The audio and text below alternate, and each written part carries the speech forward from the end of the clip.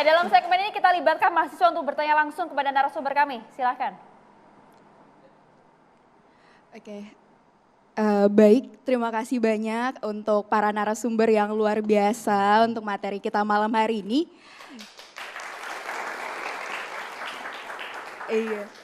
Perkenalkan, nama saya Zahra dari Fakultas Hukum Universitas Indonesia. Pertanyaan saya sebenarnya dari kedua belah sisi nih mungkin Bapak dan Ibu. Jadi untuk pertanyaan pertama nih, yang pertama kali saya dan teman-teman lain dengar adalah dari Pak Roy nih. Terkait kesakralan itu adalah karena ada di Istana Negara gitu. Jadi sebenarnya sakral itu adalah istana negaranya atau bentuk upacaranya sih Pak sebenarnya gitu. Lantas kan tadi kita sempat dengar juga tadi dari Pak Said gitu terkait selera nih gitu. Tadi kan kita bahas tentang batasan selera itu bagaimana dan bentuk-bentuknya bagaimana gitu. Tapi yang ingin saya pertanyakan di sini adalah batas kesakralan itu di mana sih sebenarnya Bapak dan Ibu gitu. Di mana dan bagaimana bentuk bahwa sebuah upacara atau tempat itu sakral gitu. Oke, itu untuk pertanyaan pertama. Kemudian untuk pertanyaan kedua adalah untuk Pak Dedi nih terkait juga tadi ada pembahasan dari Bu Yayang. Untuk pertanyaan kedua adalah karena tahun kemarin kan kita ada lagu Ojo Dibandingke juga nih. Lantas sebenarnya Bapak dan Ibu standar untuk adanya lagu di upacara kemerdekaan itu adalah apakah trendingnya saja, apakah bentuk kegembiraannya saja tanpa paham pemaknaannya, atau mau dijadikan tradisi turun-temurun nih Bapak Ibu, atau mau disesuaikan dengan selera rezim aja pada saat itu gitu. Begitu, terima kasih Bapak dan Ibu. Terima kasih banyak. Mas Roy dulu, silakan Mas Roy. Terima kasih Mbak Zahra. Pertanyaan yang sangat cerdas, jadi sakral itu memang tidak bisa dipisahkan antara bentuk upacara yang sakral dan posisinya ada di mana. Jadi kita bisa lihat bahwa memang upacara peringatan detik-detik proklamasi 17 Agustus dimanapun harus dilaksanakan secara sakral. Ada juga rundown atau katakanlah ada juga paduannya, misalnya harus dimulai dengan doa, kemudian pengibaran sampai dengan jam 10 dimanapun, di jalan pun kita waktu itu juga mesti berhenti menghormat. Mesti berhenti untuk menundukkan kepala. Sakral juga di situ. Tapi ini di Istana Negara memang biasanya diselenggarakan di situ. Perkara apakah itu memang tadi dikatakan Pak Saididu ada perbedaan antara tahun ke tahun. Ya, tapi memang ada pemisahannya antara kalau itu acara yang sakralnya, acara intinya dengan acara hiburannya. Jadi kalau pinjam istilah teman-teman yang lain mungkin ya ini merdeka. Tapi tidak merdeka semerdeka sekali gitu loh. Tidak kemudian seenaknya sendiri. Jadi saya tetap melihat tolong jaga kesakralan ini, tolong jaga kekhidmatan ini, tolong pilih juga inti atau lagunya yang mau dipilih seperti apa. Tidak asal memilih dan kemudian hanya lihat liriknya, lihat goyangnya saja. Tidak, semua itu terkait kepada intinya. Kalau intinya salah juga salah. Perbedaan dengan tahun lalu pun juga ada. Tahun lalu masih agak malu-malu, tahun lalu panggung itu masih tidak di tengah. Kali ini panggungnya sudah ada di tengah. Sehingga sudah, dan saya sangat yakin itu kemarin meskipun itu ada. Di tengah. Iya penyanyi ya kan, gitu. Ada pianonya ada juga pianonya di tengah kan itu panggung juga, ada stage gitu. Nah artinya apa? Artinya memang itu sudah disetting, mungkin tahun depan, saya nggak tahu bentuknya, katanya mau jadi di IKN ya perayaannya. Jadi apa enggak, walau alam ya kan gitu. Tapi artinya apakah akan beda lagi? Ya mungkin karena itu beda dengan puluhan tahun yang lalu, mungkin bisa beda lagi karena itu terkait selera juga. Tapi saya tetap menjaga, insya Allah masih ada orang-orang di Republik Indonesia ini yang tetap menjaga kesakralan 17 Agustus itu. Masih ada. Bang Deddy. Ya kesakralan. Kadang kan kita terlalu bombastis juga menurut saya. Apa yang sakral di sana? Yang sakral di sana adalah kekhidmatan prosesi seremoni perayaan 17 Agustus. Yang standarnya SOP-nya sudah ditetapkan oleh Sekretariat Negara. That's it. Tidak ada masalah dengan itu, sudah selesai. Kalau pas ada acara, pas orang bawa bendera terus ada yang joget-joget, itu kurang ajar. Ya, tapi setelah seluruh acara yang penuh hikmat bersejarah itu dilakukan, sudah selesai. Kesakralan istana. Istana itu bukan kuil, Pak. Bukan. istana itu tempat tinggal presiden. Kalau di dalam istana nggak ada acara apa-apa, tiba-tiba orang berjoget-joget sesuka hatinya mungkin aneh. Tapi bahkan istana pun selalu mengundang penyanyi seperti Mbak Dina Warisman dari presiden ke presiden. Dari mulai era Bung Karno sampai hari ini, istana itu orang bernyanyi, berjoget layaknya rumah biasa. Apa yang salah dengan rakyat se-Indonesia bernyanyi dengan seluruh pemimpin republik ini di halaman istana? Kesakralan apa yang hilang? Apakah kemudian istana itu menjadi tempat orang jualan kaki lima? Apakah kemudian orang menjadi malu punya istana negara karena rakyat di sana bergembira sama pemimpinnya? Yang benar aja Latar dong. belakang pemilihan lagu tadi. Nah, ya itu dulu, ini bicara sakral juga penting. Soal lagu. Saya tidak mendengar, ya. Saya bukan tadi bermaksud bahwa kata-kata itu tidak penting. Ya. Penting. Kalau lagu itu lagu yang aneh-aneh, melewati batas etika, melewati kepantasan, sudah tentu nggak boleh dong. Tapi cinta itu bagian tak terpisahkan dari manusia. Rasa sakit juga bagian dari perasaan manusia, apa yang salah? Iya kan? Kalau menurut saya, ya ojo dibanding ke, itu kan lagu cinta. Itu perasaan patah hati, tapi bisa gembira, apa salahnya kalau menurut saya? Pantas tidaknya itu tentu banyak norma-norma, etika, kepantasan, itulah batasan. Bahkan lagu patah hati seperti apa tadi judulnya Rungkat, bisa dinyanyikan dengan penuh kegembiraan. Karena sejatinya itu adalah persoalan kegembiraan. Bukan soal orang yang patah hati. Dan kata-kata yang ada di sana memang sudah diperiksa dengan baik, ada batasannya. Makanya saya bilang coba putar tadi lagunya. Adakah yang tidak pantas di situ? Jangan ditarik kemana-mana, sejarahnya, latar belakangnya. Masya Allah mau gembira aja ribet banget sih kalian. Bang Said. Terima kasih pertanyaannya. Jadi begini, ada batasan yang tidak boleh selera masuk. Contoh sajalah, tidak boleh selera dosen masuk kepada ruang kuliah. Sumpamanya selera dosennya mau pakai jilbab semua, maka seluruh pakai jilbab. Itu kan ada batasannya. Ya kan, jadi apalagi istana, itu maksud saya. Jadi itu kenapa saya katakan ada standar minimum pengelolaan milik negara atau lembaga negara atau acara negara. Jangan dibebaskan selera menguasai seluruh acara itu. Itu maksud saya. Jadi selera itu apabila Anda sudah menjadi pejabat publik, maka selera pribadi Anda harus Anda buang. Harus mengikuti ini publik. Gitu loh maksud saya. Jadi saya tidak ingin sama sekali bahwa nanti negara ini diwarnai oleh selera, bukan Agar tidak beda standar-standar. rezim kemudian beda. Ya, itulah masalahnya pejabat publik. Pada saat Anda pejabat publik, maka selera Anda sebagai pribadi harus Anda buang. Itu maksud saya.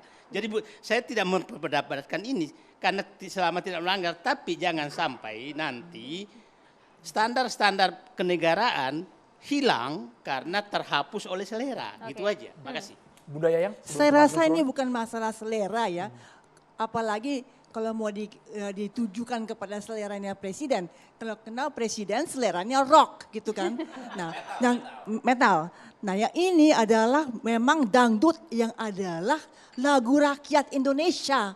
Dari Melayu sampai ke dangdut. Itulah Indonesia. Itulah. Jadi pas betul. Mas Nusron. Mas Nusron. Kirain tadi balik kertas lihat lirik lagu tadi Mas. Kirain mau nyanyi tadi. Kirain lihat lirik lagu yang ada yang beda. Ya, jadi begini ya, Pak Karni malah. Pak Said Didu.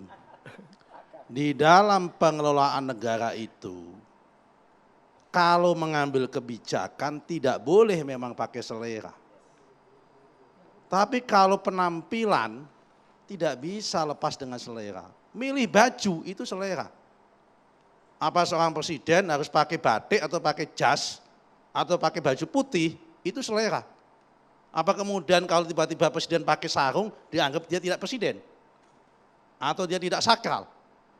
Ini selera kalau soal itu. Tapi kalau mengambil kebijakan memang nggak boleh selera. Dan saya kira masalah lagu ini bukan kebijakan. Lagu ini adalah masalah kepentingan komunikasi publik. Tadi saya setuju yang sampaikan oleh Mbak Neno. Masalah pesan.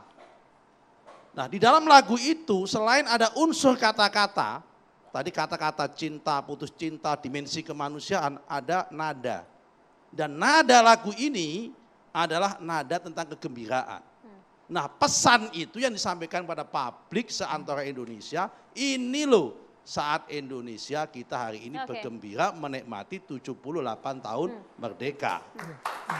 Ketika Presiden Jokowi atau Presiden siapapun, Pak Said Didu, menjamu tamu-tamu negara, jamuan makanannya pun itu selera. Ya.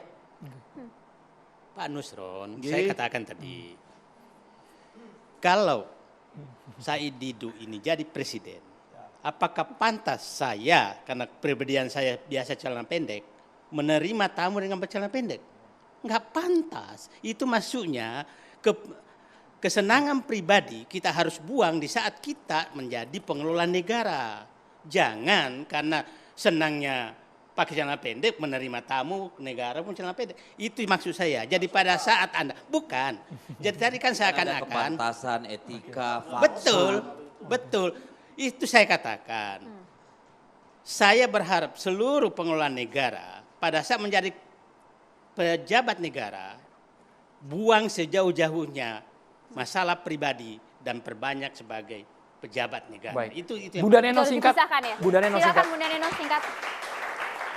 Saya ingin kembali aja kepada yang pertama yaitu tema, message apa yang mau disampaikan. Sebab istana adalah kebanggaan seluruh rakyat Indonesia. Maka kita harus betul-betul memikirkan ke depan sekali lagi bagaimana seluruh komponen dan anasir dari sebuah perayaan yang terhebat, mengingat seluruh pahlawan dan mengingat kecintaan kepada rakyat itu dibentuk oleh banyak sekali anasir. Ada panggung, ada ini, ada semuanya ada. Termasuk di dalamnya ada message yang paling baik, yang terbaik untuk seluruh masyarakat Indonesia dan dipahami dan diterima secara lengkap, tidak parsial. Saya kira itu yang paling penting yang harus kita cita-citakan ke depan. Catatan Demokrasi akan kembali untuk Anda sesaat lagi pemirsa.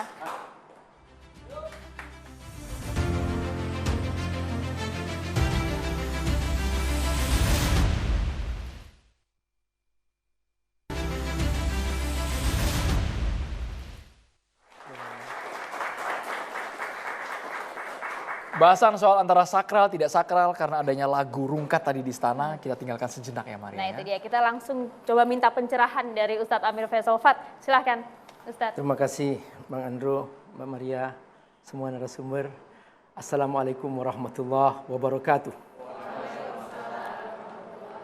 Alhamdulillah wassalatu wassalamu ala Rasulillah wa ala alihi wa sahbihi mawala.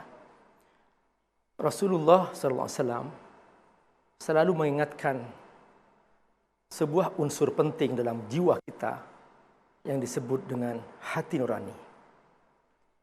Inilah yang oleh Allah disebutkan sebagai cara kita mengukur kebenaran dalam kita bersikap. Apapun posisi kita, apapun kebijakan kita, kita hendaklah selalu mengikuti ukuran hati nurani kita.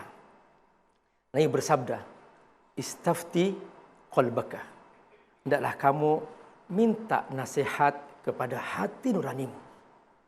Kalau hati nuranimu tidak setuju, jangan kerjakan. Kalau hati nuranimu setuju, silahkan kau kerjakan. Karena tidak mungkin hati nurani menyimpang. Kata Nabi, walau aftakan nas. Sekalipun semua fatwa, semua nasihat mengatakan kerjakan ini, kerjakan itu. Tapi ketika hati nuranimu tidak setuju, maka jangan kamu kerjakan. Inilah ukuran yang paling menentukan dalam setiap kita melakukan suatu sikap. Bahwa ketika sebuah sikap tidak sesuai dengan hati nurani, maka dia akan menimbulkan kontroversi.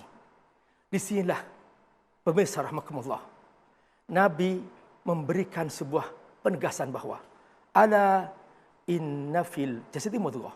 Ketahuilah bahwa dalam dirimu ada sekerat daging.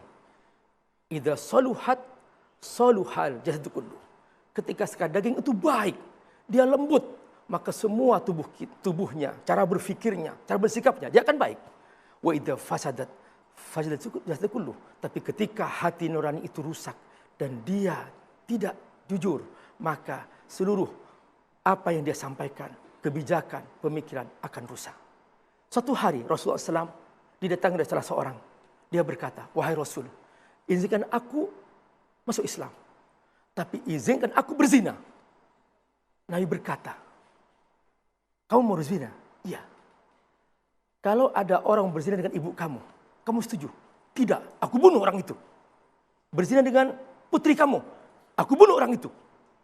Berzina dengan anak kamu, aku bunuh orang itu. Lalu Nabi bertanya, kira-kira orang lain setuju enggak ibunya dizinai oleh kamu? Dia terdiam. Anaknya dizinai oleh kamu, dia terdiam. Saudara kandungnya dizinai oleh kamu, dia terdiam. Artinya apa? Setiap yang mengikuti suara hati nurani, maka dia akan selalu dituntun berkebenaran. Ayo kita bersikap dalam segala kebijakan kita bersama hati nurani kita. Kita syukuri kemerdekaan dengan hati nurani yang bersih sesuai dengan mirah putih kita. Mirahlah berani, putihlah suci. Inilah makna kemerdekaan yang kita rasakan. Wassalamualaikum warahmatullahi wabarakatuh. Waalaikumsalam warahmatullahi wabarakatuh. Terima kasih banyak Ustadz Amir Faisal Fat, Bang Said Didu, Bunda Nino Warisman, Mas Roy Suryo, terima kasih. Terima kasih Mas Nusron, Bu Yayang, Bang Dedi, dan juga terima kasih untuk mahasiswa dari Universitas Indonesia dan juga SAHI Jakarta. Ya, kita junjung semangat kemerdekaan tadi kata Ustadz dengan